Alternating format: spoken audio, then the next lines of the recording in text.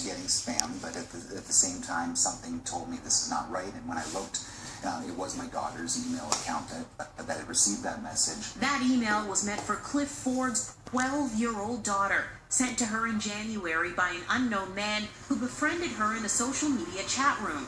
Cliff knew about it immediately because he has his daughter's email account linked to his phone. Instead of going over the edge, Cliff went to his computer.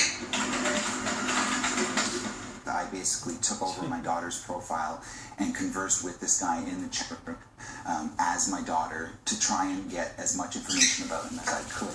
I know you were sexy. I'd never even seen your whole body. Like, all you had seen was just the profile pics that she had done. This is an example of the striking messages Cliff received as he pretended to be a...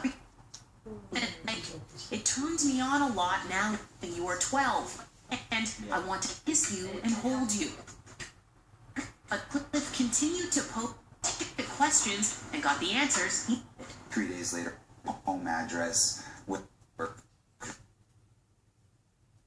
The suspect's full name, and now aware that he lived near Akron, Ohio, Cliff contacted people down in the States. They then joined forces with officers here who continued the investigation on this side of the border. I was fortunate enough to be able to keep talking to him online.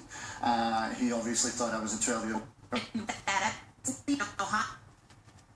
I arrested 30-year-old Nicholas Bowers. He was caught watching police arrived at his home in Springfield Township, Ohio.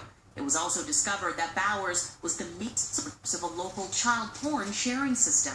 I know that it did lead to what we would basically call a pedophile ring. Bowers pleaded guilty to federal charges, and earlier this week, he was sentenced to almost 22 years in prison. And police sincerely thank this concerned dad. I can only imagine what he would have wanted to do to this individual. And he set that aside, and he took faith in the system. As far as I'm concerned, the hero. Cliff says his daughter is doing fine and is now sharing her story with friends in hopes of making them more aware when using devices. Outside Toronto Police Headquarters, Tammy Sutherland, City News.